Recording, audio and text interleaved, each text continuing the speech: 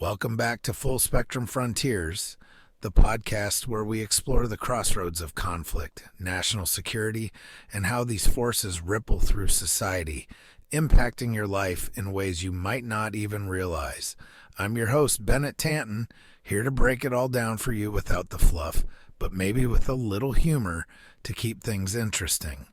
Today, we're tackling a topic that's as urgent as it is uncomfortable: the persistent and evolving threat of international terrorism, and how the Biden administration's open border policies might just be making it worse.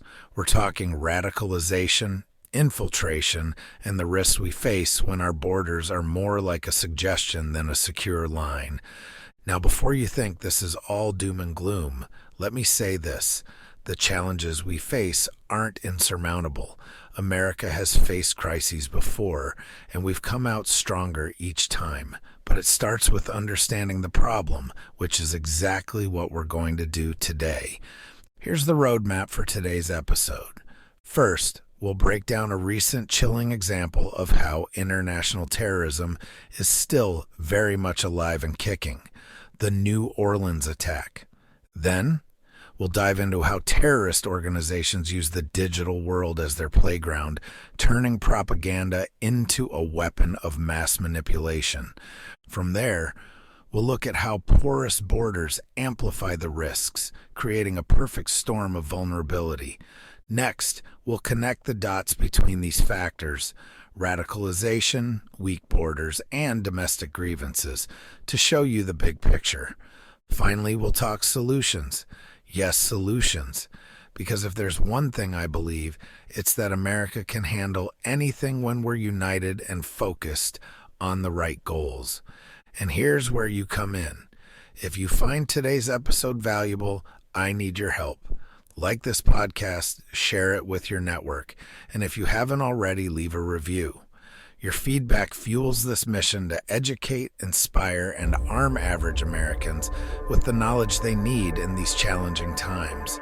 So grab your coffee, buckle up, and let's dive into the full spectrum of this issue.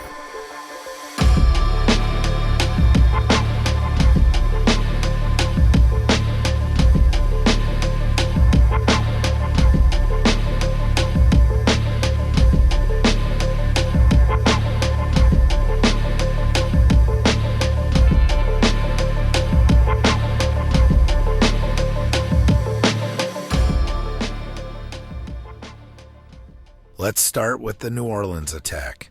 If you haven't heard the details, brace yourself. It's the kind of story that sticks with you. A decorated Army veteran, someone who had sworn an oath to protect and defend this country, carried out a horrifying attack, killing 14 people. What makes this even more chilling? He wasn't acting on his own frustrations or grievances. He was inspired by propaganda from the Islamic State. Now, let's pause for a second. An Army veteran, trained, disciplined, and supposedly committed to American values, radicalized by a foreign terrorist organization? How does that even happen? Well, it's a question we can't afford to ignore, because this isn't an isolated incident. It's part of a larger pattern, one that reveals just how persistent and adaptive international terrorist organizations have become. The persistence of international terrorism. Despite what you might hear in some corners of the media, groups like ISIS and Al-Qaeda aren't gone. Sure, their physical caliphates have been dismantled, but terrorism isn't about territory. It's about ideology. And ideologies don't need borders. They just need willing minds. In the New Orleans attack, ISIS didn't need to smuggle operatives into the country. They didn't need to plan the attack themselves. All they needed was a digital connection to plant the seeds of extremism in someone already here. It's the classic playbook of modern terrorism. Decentralize, inspire, and let your recruits do the dirty work. Why veterans? The fact that this attack involved a veteran is significant. Veterans often face unique challenges: PTSD, difficulty reintegrating into civilian life, and sometimes a sense of disillusionment. Terrorist groups know this, and they exploit it. They look for cracks in the armor, vulnerabilities they can twist into loyalty. This isn't just a failure of the individual, it's a failure of the systems meant to support them. The transition from military to civilian life is tough, and when society doesn't provide the right support structures, bad actors are more than happy to step in. What made this attack possible? Now here's where the conversation takes a turn. Attacks like the one in New Orleans don't happen in a vacuum. They're enabled by a confluence of factors, from unchecked propaganda on the internet to vulnerabilities in our domestic security systems. And yes, we'll get to the role of our porous borders soon enough. But for now, let's stick to what made this specific attack possible. First, the internet. Terrorist organizations don't need to send operatives halfway across the world anymore. They can recruit, radicalize, and even train people online. The veteran, in this case, was reportedly consuming ISIS propaganda for months, if not years. Why wasn't this flagged? Why wasn't there some kind of intervention? Second, the failure to track behavioral shifts. People don't just wake up one day and decide to commit an act of terrorism. There are signs, changes in behavior, rhetoric, and online activity. But here's the kicker. No one's paying attention. Our intelligence and law enforcement agencies are stretched thin, and let's be honest, they're often looking in the wrong places. The broader implications. This attack is more than a tragedy. It's a wake-up call. It shows us that the threat of international terrorism isn't something we can relegate to the history books. It's here, it's evolving, and it's finding new ways to exploit our weaknesses. But let's not just dwell on the problem. The fact that this attack happened also gives us insight into how we can prevent the next one. It starts with understanding the playbook of modern terrorism, which, as we'll see in the next section, revolves around the digital battlefield.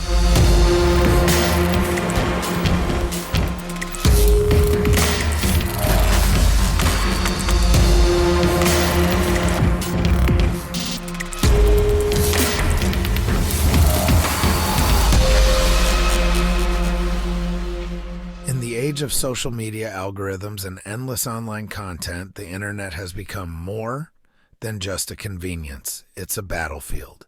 And terrorist organizations, they're some of the most adaptive players on it. In this section, we'll break down how groups like ISIS have weaponized the digital world, turning laptops and smartphones into tools of radicalization, the evolution of terrorism in the digital age. Let's rewind to the early 2000s. Back then, terrorism was largely physical. Training camps, sleeper cells, and hierarchies that depended on direct communication. Fast forward to today, and the landscape has completely changed.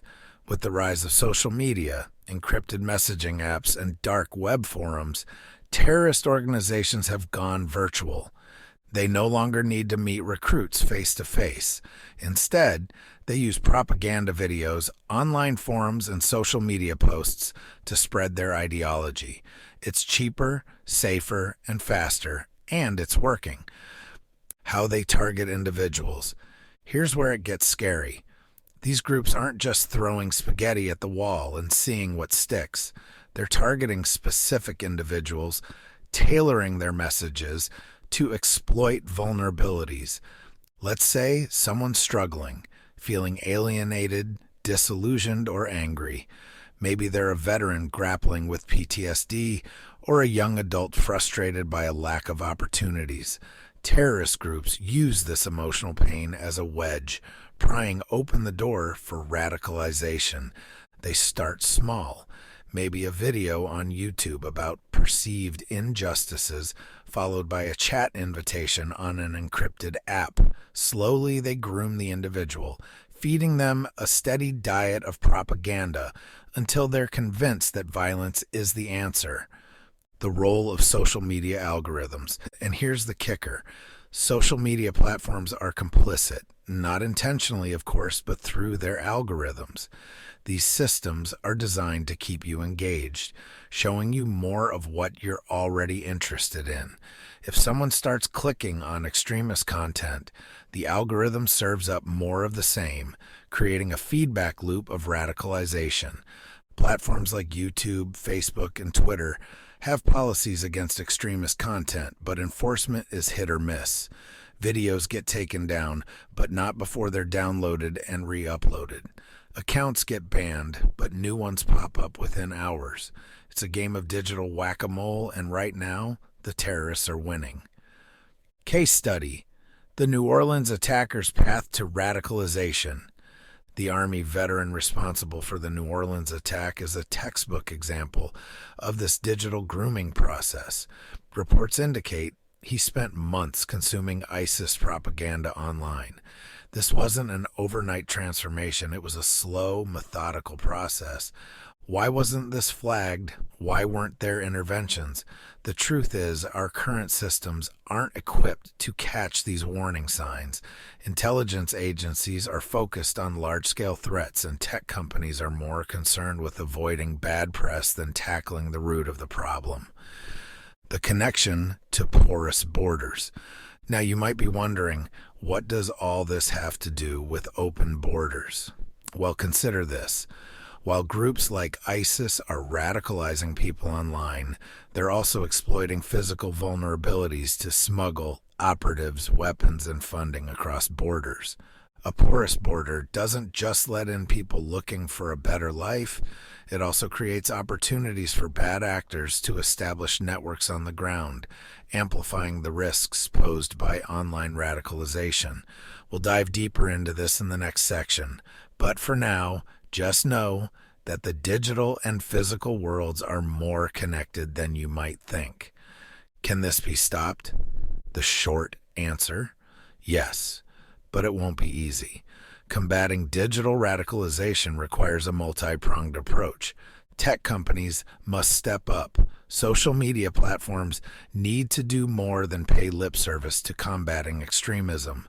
This means improving algorithms to flag radical content early and investing in human moderators who understand the nuances of these threats. Better digital surveillance. Law enforcement and intelligence agencies need better tools to track online activity without violating privacy rights. This is a tricky balance, but it's not impossible. Counter-messaging campaigns. For every piece of propaganda a terrorist group puts out, there needs to be an equally compelling message of hope, resilience, and opportunity. Governments, nonprofits, and even individuals have a role to play here. Community engagement. The most effective way to stop radicalization is before it starts.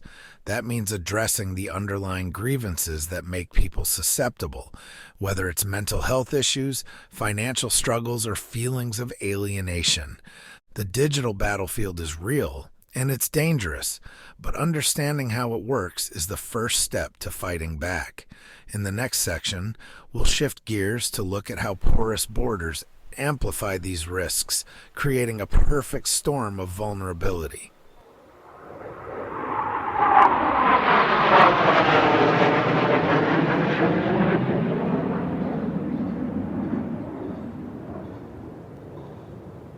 Let's get real.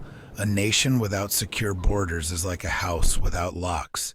Sure, most people walking in might mean no harm, but what about the ones who do?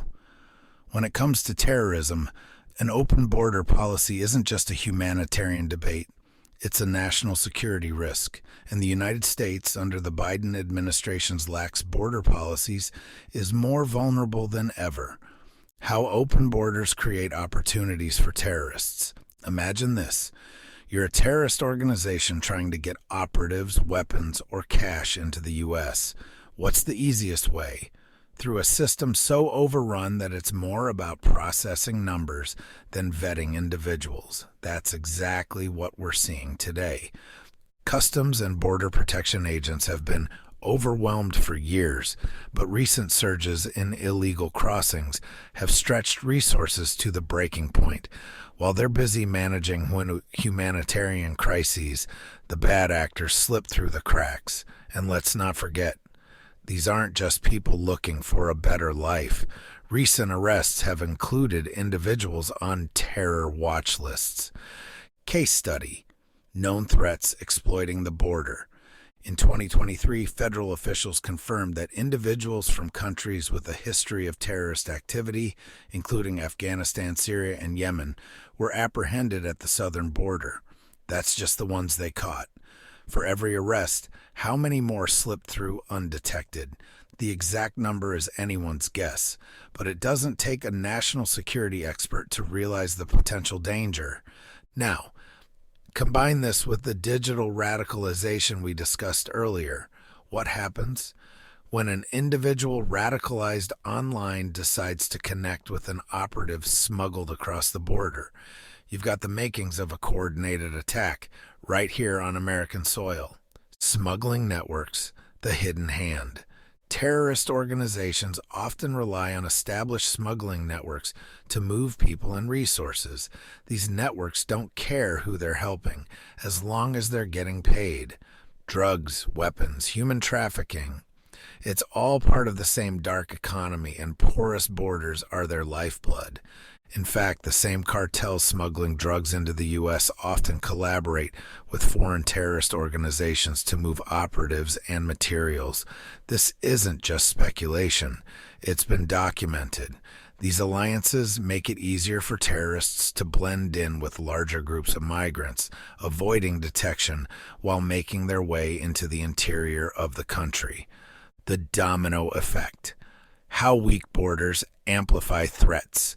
Let's connect the dots. Porous borders allow more than just illegal immigrants to enter the U.S. They create a ripple effect, increased vulnerability. When border resources are stretched thin, it's not just security that suffers. Healthcare systems, local law enforcement, and social services all feel the strain. This creates pockets of instability that bad actors can exploit. Undermining intelligence.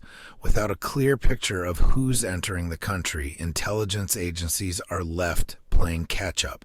By the time they identify a threat, it might already be too late.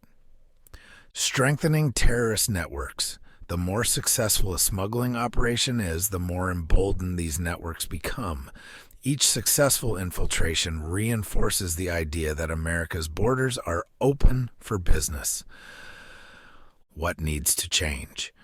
Here's where we move from diagnosing the problem to prescribing solutions.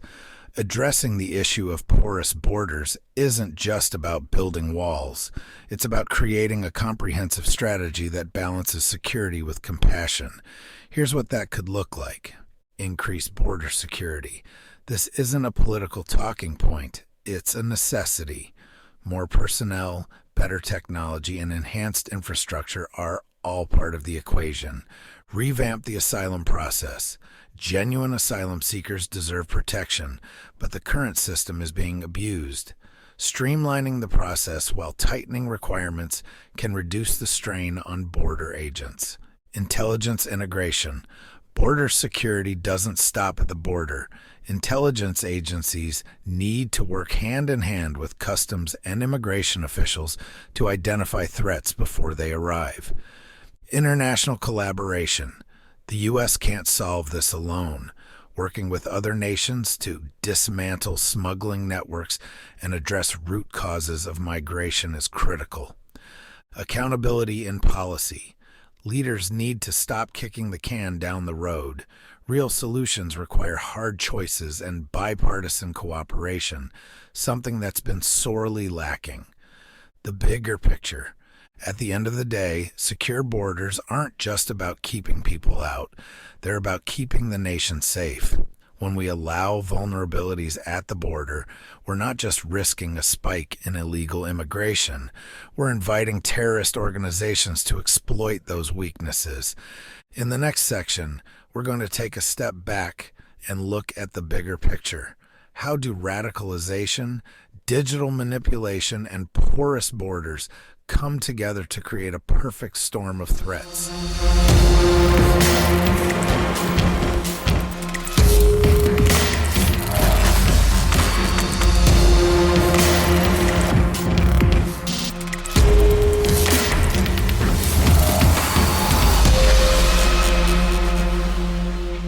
At this point, we've laid out the pieces: digital radicalization, porous borders, and the interplay between international and domestic threats.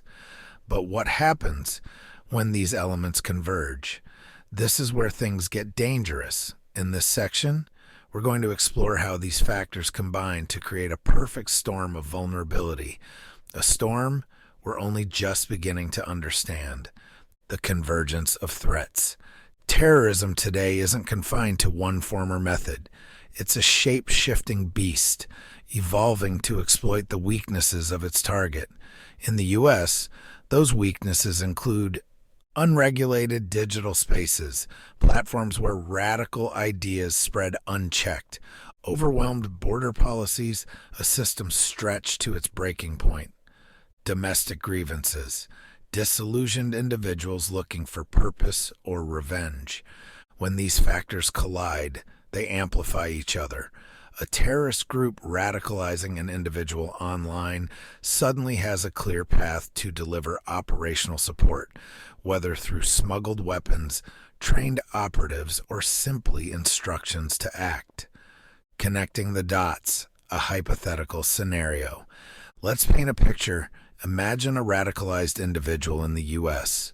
We'll call him John. John spends months consuming extremist content online, growing angrier and more detached. He's ready to act but doesn't know how. That's when he connects with a smuggled operative. Let's call her Layla, who crossed the southern border a few months prior. Layla provides John with the training and resources he needs to carry out an attack. The two might never have met if not for the combination of online propaganda and border vulnerabilities. This scenario isn't far-fetched. It's the exact type of coordination terrorist groups aim for. Recent examples of the perfect storm. We've already discussed the New Orleans attack, but similar patterns can be found in other cases. The San Bernardino attack, 2015. A couple radicalized online carried out a deadly shooting after one partner entered the U.S. on a fiancé visa. The New York City subway bombing, 2017. A failed attacker radicalized online entered the U.S. through a family-based immigration program. Texas smuggling networks, 2022. Federal agencies disrupted a plot to smuggle individuals with ties to extremist groups across the border.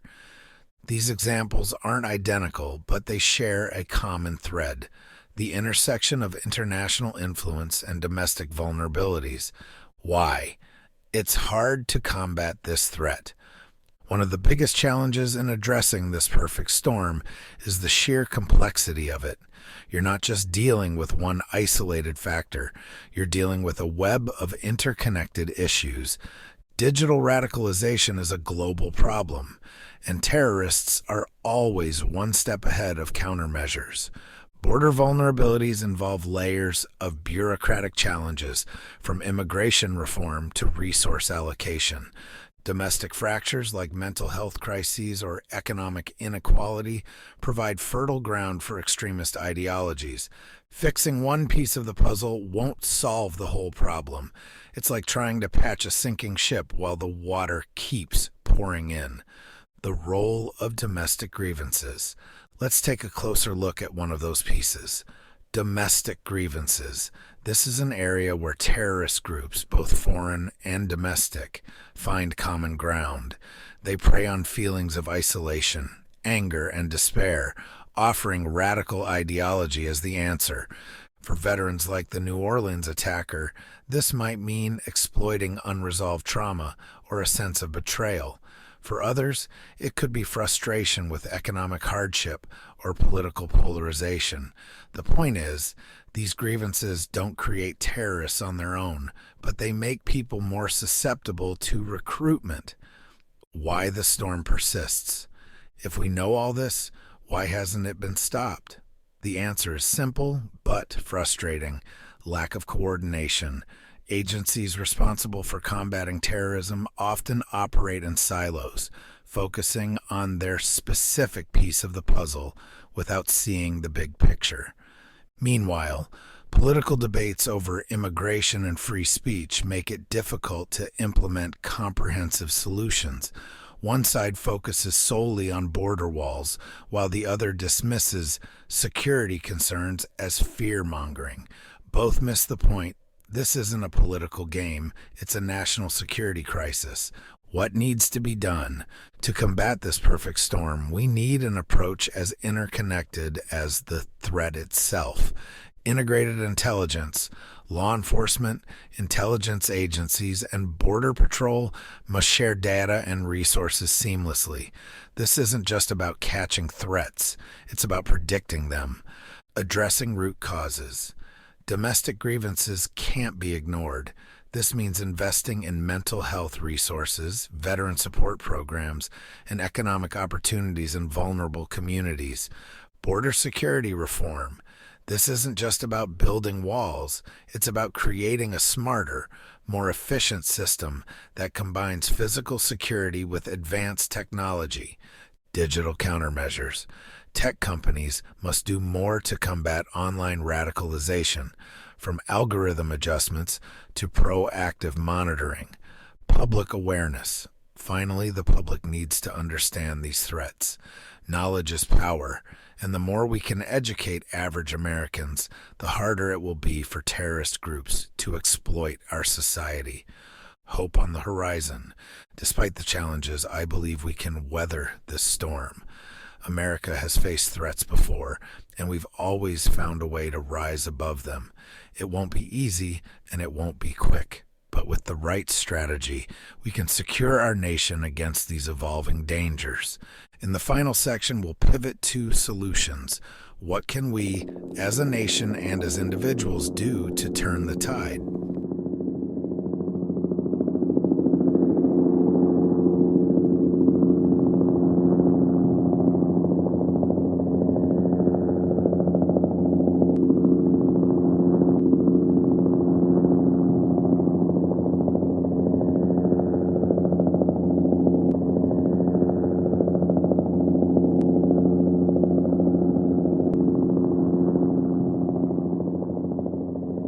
Now that we've identified the problem, let's talk solutions.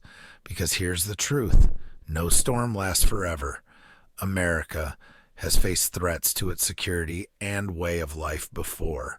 And while the challenges we face today are unique, they are not insurmountable. The question is, what do we need to do to turn the tide? Solution 1. Securing our borders with strategy, not politics. First and foremost, we need to address the glaring vulnerabilities at our borders. But let's be clear, this isn't about scoring political points. It's about creating a system that prioritizes security, efficiency, and fairness. Smart border technology. We live in a world where drones, sensors, and AI can provide real-time data on border activity. Why aren't we leveraging these tools more effectively? Instead of just building physical walls, we need to build virtual ones, smart systems that can detect and respond to threats before they cross our borders. Streamlined immigration processes. Overloaded immigration courts and confusing asylum procedures only exacerbate the problem. We need to streamline these processes, making it easier to differentiate between those seeking refuge and those looking to exploit the system. Increase Border Patrol resources. The men and women on the front lines need more support, more personnel, better training, and access to cutting-edge technology. They're not just handling security, they're managing humanitarian crises, and they deserve the tools to do both effectively. Solution 2. Countering digital radicalization at its source. The internet is where modern terrorism thrives, so it's also where we need to focus our efforts. Holding tech companies accountable. Platforms like YouTube, Twitter, and Facebook need to step up. They've made progress in removing extremist content, but it's not enough. Algorithms that amplify dangerous ideologies need to be adjusted, and repeat offenders should face real consequences. Proactive monitoring. Governments need partnerships with tech companies to track potential threats in real time. This doesn't mean infringing on free speech. It means recognizing patterns and stopping radicalization before it escalates. Counter-messaging campaigns, extremist propaganda thrives in a vacuum. We need to flood that vacuum with messages of hope, resilience, and opportunity. This isn't just a government responsibility. Communities, nonprofits, and even individuals can play a role. Solution 3. Strengthening domestic intelligence. Combating terrorism requires seeing the big picture, and that means improving how intelligence is gathered, shared, and acted upon. Integrated agencies. Right now, too many agencies operate in silos. FBI, CIA, DHS, they're all focused on their specific mandates. We need a unified system that allows for seamless data sharing and collaboration. Community-based intelligence, local law enforcement, and community leaders are often the first to spot signs of radicalization. Empowering them with the tools and training to report these signs could be a game changer. Behavioral analysis. Radicalization doesn't happen overnight.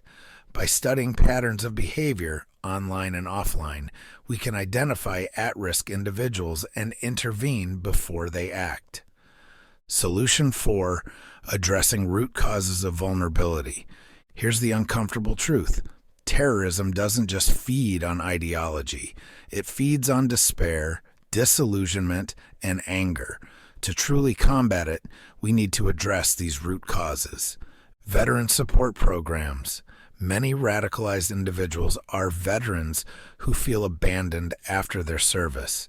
Better mental health resources, job training, and community support can make a world of difference. Economic opportunities.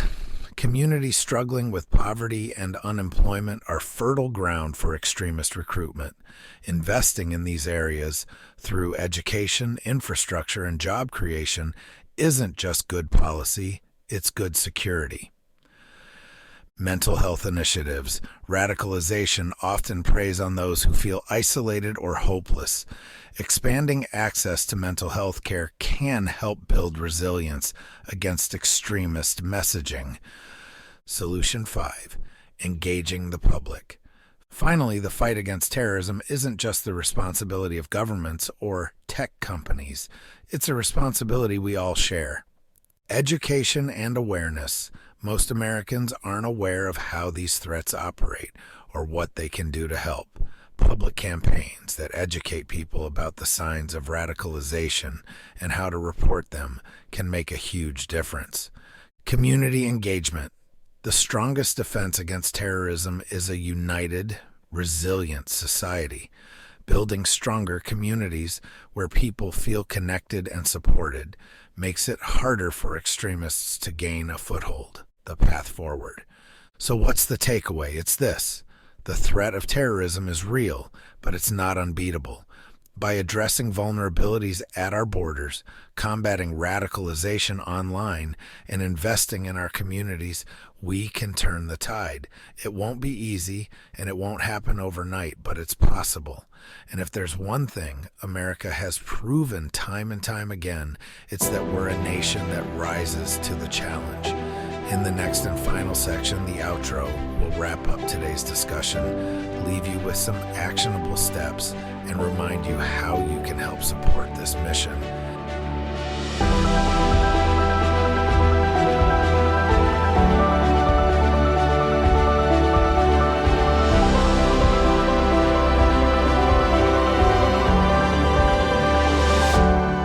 And that's a wrap for this episode of Full Spectrum Frontiers. Today, we tackled one of the most pressing and complex issues of our time, the evolving threat of international terrorism, the role of digital radicalization, and how porous borders amplify these risks. But if there's one thing I want you to take away from this discussion, it's that while the challenges are real, the solutions are within reach. We don't have to live in fear. By taking proactive steps, both as a nation and as individuals, we can make our country safer, stronger, and more resilient. So, What can you do? It starts with staying informed.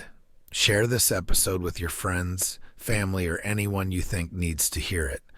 Let's get more people talking about these issues because awareness is the first step to action.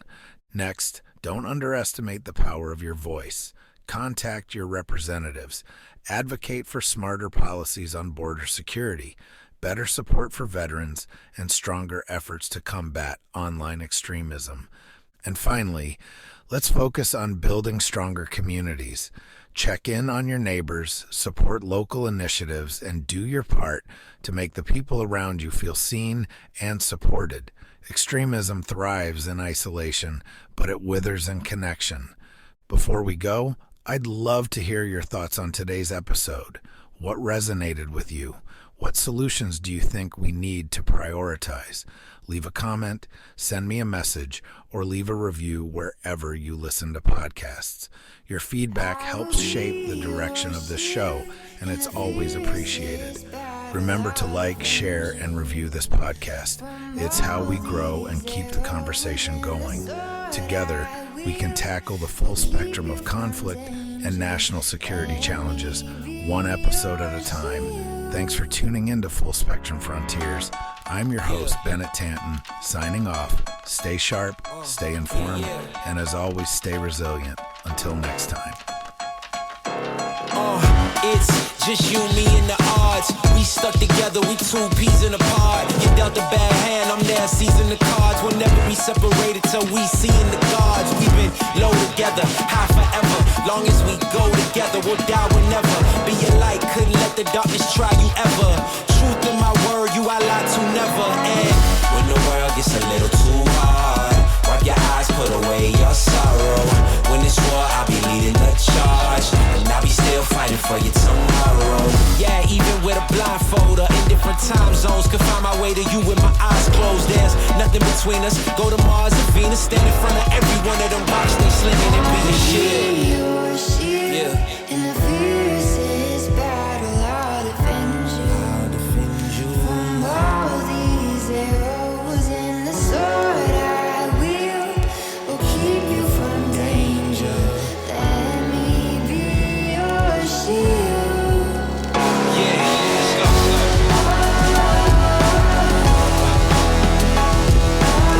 Let me be your shield, let me be your shield. Let me be your shield, let me be your shield.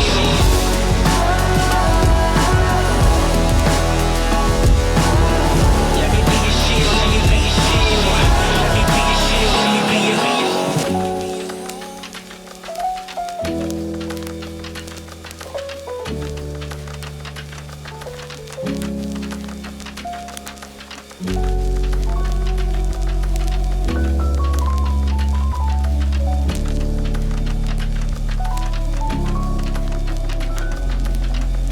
You may be facing tribulation, but don't let it get you down. What I'm saying may take patience, but you're gonna make it out. I scratch my own 2 feet to pull you to safety. When the fires are burning